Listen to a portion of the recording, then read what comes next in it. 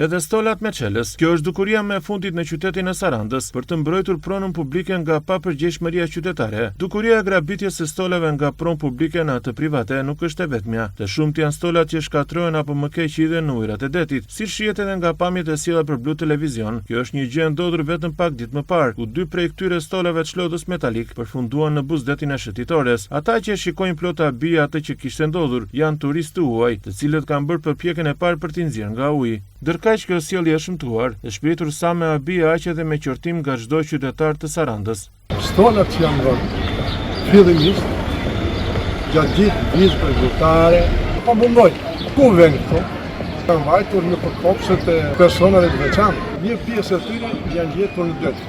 Kalojnë ke plazhi i ri, gjitha stolat ishin anës trotuarit. Nuk ekziston asnjë pasi duhet të shtojnë si përfaqen e vënës së tavolinave.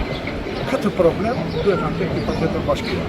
Është e detyruar sepse vuajmë ne çinga. Bashkia e lek që t'i bëj njerëzit të kenë jetë më të mirë, të kenë ku të pushojnë, e këta i hedhin tutje në det i prishin. Është diçka e padrejtë dhe mua nuk më pëlqen. Njerëzit i hedhin në det me logjik, s'ka logjik. Njerëzit si janë njerëz. Ato janë gabime që bëjnë që hedhin në det. Janë për të ulur, nuk janë për të marrë fito edhe në det. Nuk duhet të bëjmë kështu.